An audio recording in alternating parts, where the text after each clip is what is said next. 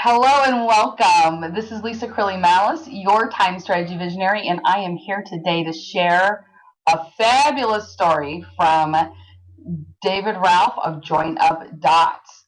We had a conversation back in October, and so it's been, holy cow, like 5 months now, and just an off the cuff conversation when I had the pleasure of being one of the guests on his show. And after the show closed, we were talking about the importance of delegating. And I received an email yesterday from David that shared everything he's done since we last spoke. So I could not wait for him to share his journey. So, Davis, tell us a little bit about what you've done when it comes to delegating. Well, I can be absolutely honest with all the listeners out there or whoever's checking into this content that Lisa was the catalyst for my brain changing, but it's taken me 5 months to actually finally accept that a change was required. And I think that's one of the key things to everything. You've got to know when it's right for you to do it and not beforehand. So my journey was, I had Lisa on my show and I was saying to her at the time, Lisa, I tell you what, it's a killer. I've got so much work on. I'm literally going under. And Lisa said, well, are you delegating anything? Why don't you write down everything that you can actually hand off to somebody, and then that will be great. You can get yourself a virtual assistant or whatever, and you can hand off that work. But I think I fell into the trap, like so many other new entrepreneurs, that everything was precious for me. I had to make sure that it was going to go out on time. It was going to be done. So I couldn't free myself up, even though I knew Lisa was absolutely right. So what I did, I worked on streamlining everything so that I could do it 3 times as quick as I could do it before. So when I had the conversation with Lisa, it was literally that I was doing 20 hours a day, 7 days a week, and barely sleeping.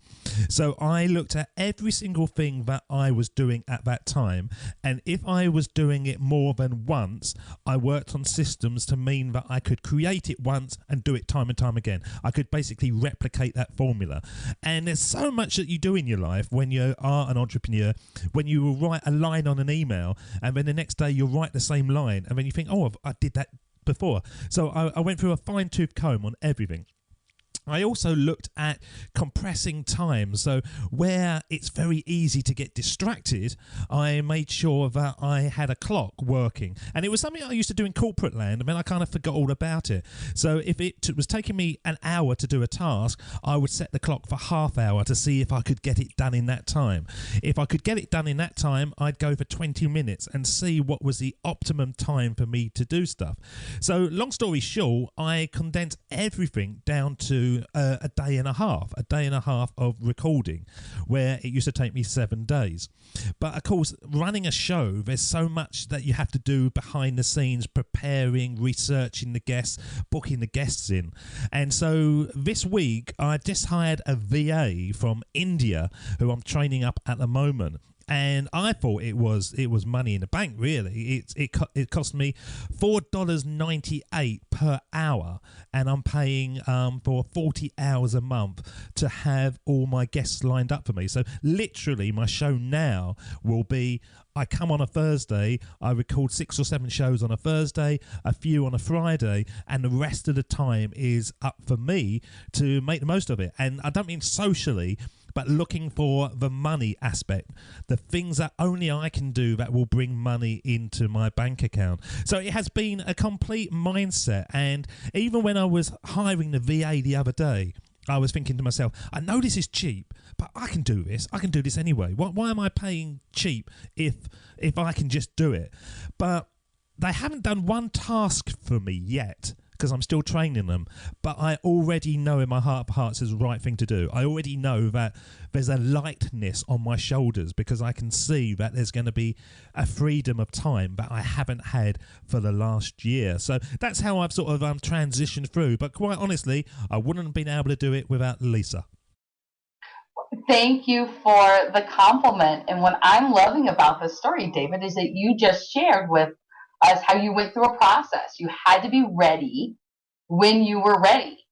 And so you opened up your eyes to, there's another way. And then you worked through, how do I get everything the way I want to get it so that when I'm ready to move forward, I have all my systems in place and everything's as condensed as possible. And so now that you've delegated this piece out, what are you planning to do with that extra, quote unquote, extra time that you're with those tasks?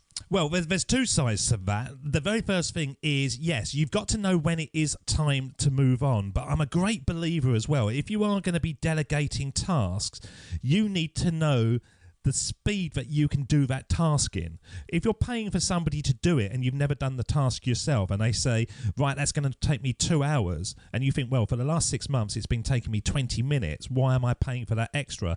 I think that is when you can keep control of the situation. So yes, you've got to allow a certain amount of flexibility for somebody to get up to your speed, but you do need to know the nuts and bolts of everything before you delegate. So I would never expect anyone to start throwing things left, right and centre around, hoping that somebody will do it, because ultimately you want value for money as well. So that's my point on it. For the free time, there are certain things that we are bringing into the mix. Now, Join Up Dots is a 7-day-a-week motivational show.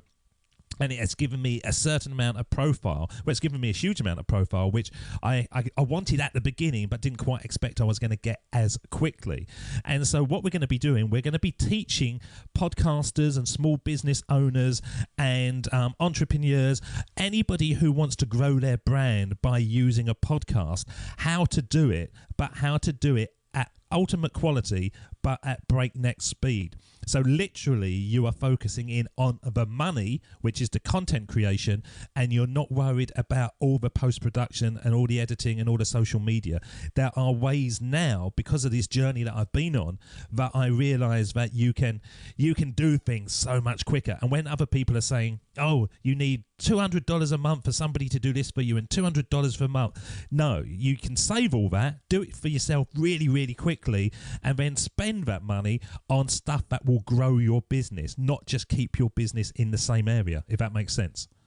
It absolutely does make sense. And so when we look at this from a 30,000 foot view, we look at, for 20 hours a day for 7 days a week, you were working on one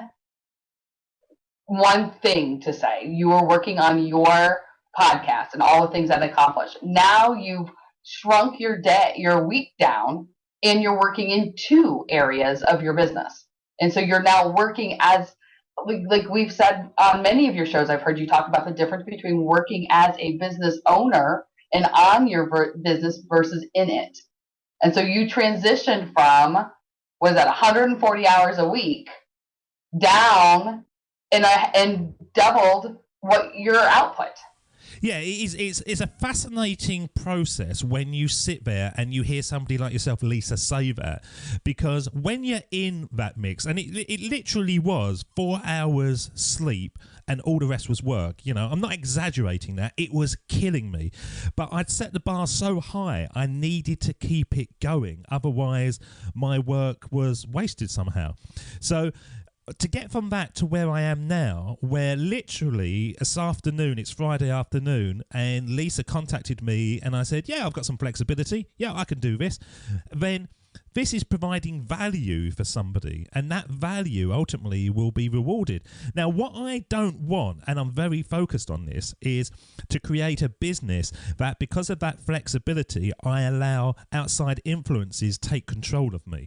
I'm still going to be absolutely nailed on to the fact that if it's producing value and I fancy doing it, that I'm going to enjoy it, then I need to have those avenues around. I need to be able to slide into those spaces of free time to be able to do that. What I don't want to do is go, oh, I've got all this free time, let's do all this other stuff, and most of it I don't like, and it pushes me into a corner. So my whole life is really focused on taking that Tim Ferriss kind of method of building a business but being closest to the door so you can step away from it whenever you want. Oh, that's so inspiring and so fabulous. I thank you for your time. I'm so glad that you felt that was valuable and a good use of your time this afternoon to share with me, and so that I can share with clients and people who will pop in and listen to our conversation.